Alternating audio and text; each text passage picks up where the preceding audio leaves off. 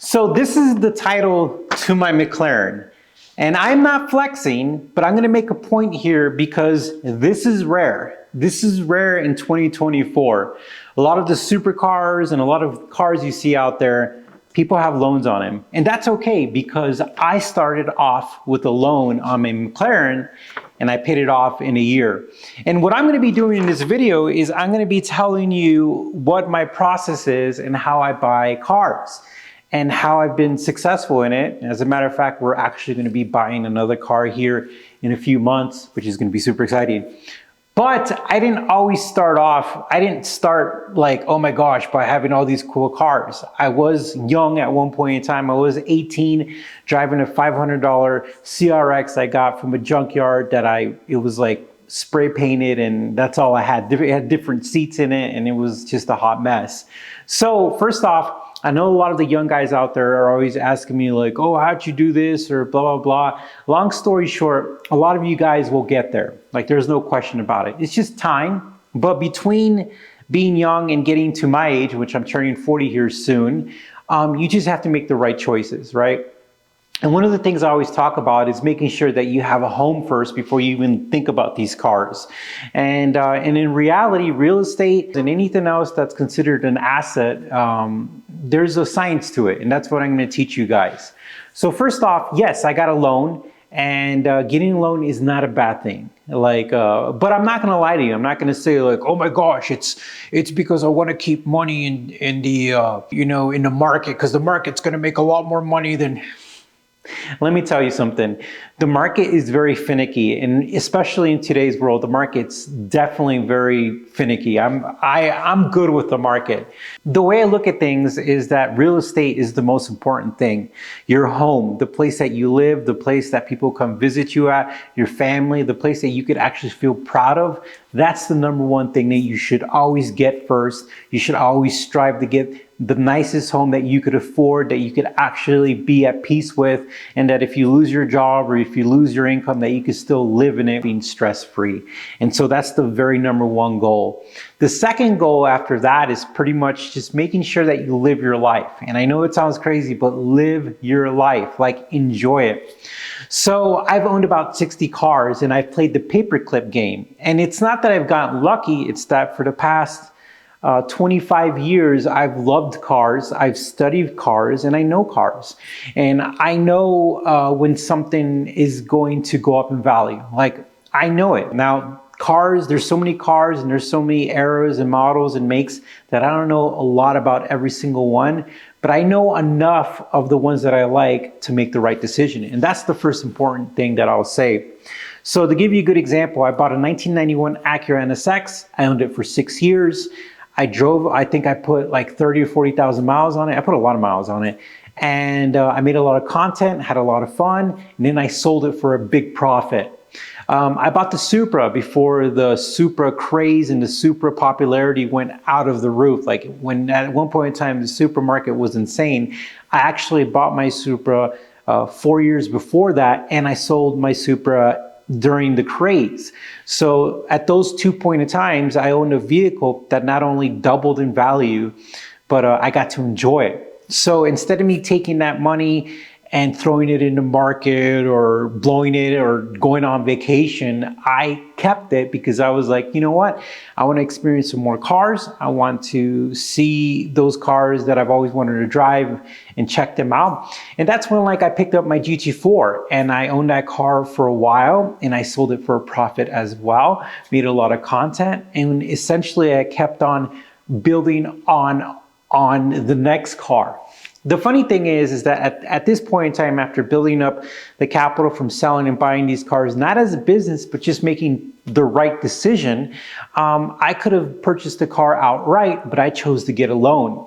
And the reason why is because I've always liked getting a loan and paying it off in a year. But I still make sure that I get the best loan details and specifics I could get. The best APR, the best options where I can make a prepay, where I can make an extra payment, or I can pay on principal.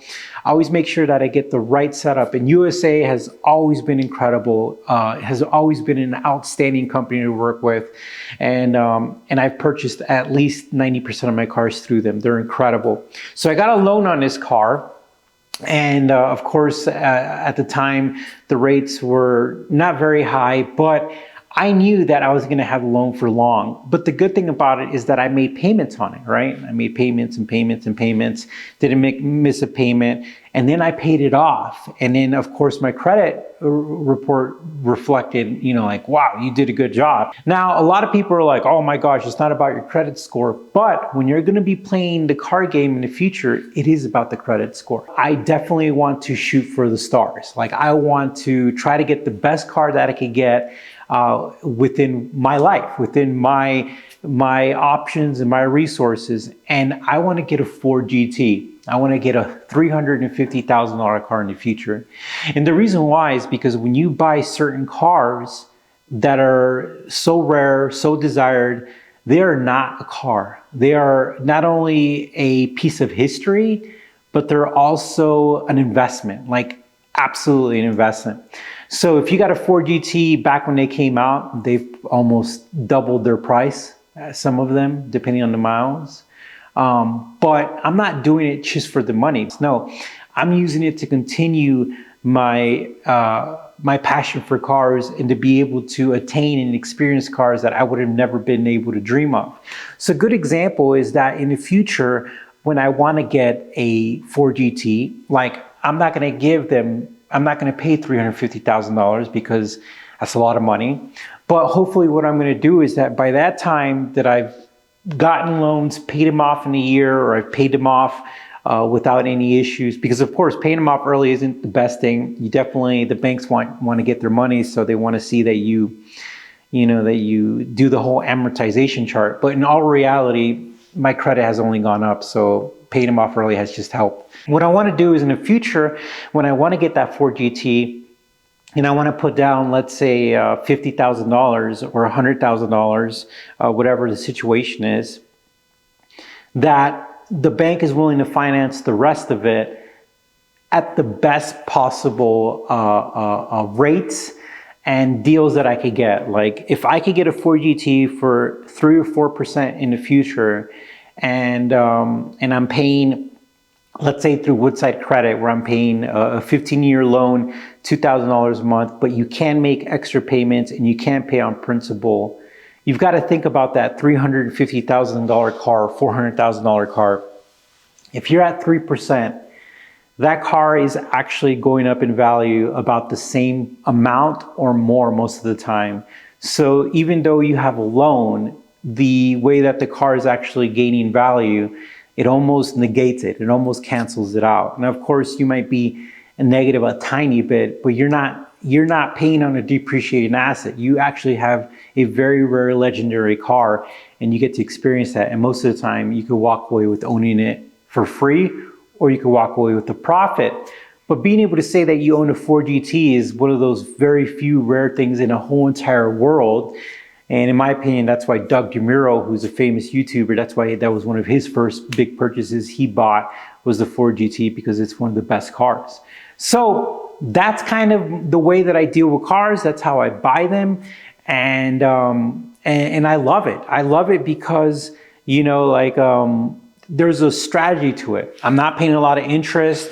I pay off the car, and then I enjoy the car.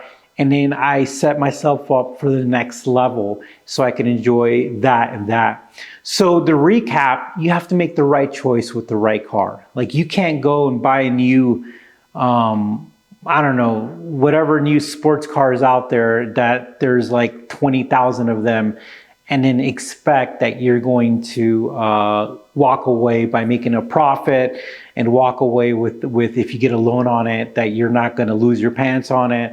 You can make a really bad financial choice with cars, but if you choose the right car, that's the first step. The next step is that if you do get a loan on it, pay it off early, right? Start building that rapport. So in the future, if you ever want your dream car and you want help, boom, you could get that help. And then after that, just make sure that you know the market. Make sure that you know your entry and exit strategy. Like you're gonna buy a car, and then how long you're gonna own it, and then when you're gonna exit. Like how are you gonna exit from it? And I do everything correctly. I pay my taxes, I pay my insurance, full coverage. I do all the maintenance. I just had this car paint corrected. I do everything I need to do to the cars to make them better than I got them. And then of course I make videos, which helps, but anyone can take a car that they buy and make better on it. Even if it's brand new, you can do the right small modifications and do the right maintenance, and people will appreciate it and it will sell fast. So my thing is, I'm super excited because as you could tell, like I have an NSX, which is one of my dream cars. I have a McLaren, which is one of the cars I've always wanted. And here in the future, we're gonna be getting something else. But that's how I go about buying cars. I hope you guys learned something. Put it in the comments, let me know what you think, and thank you for watching.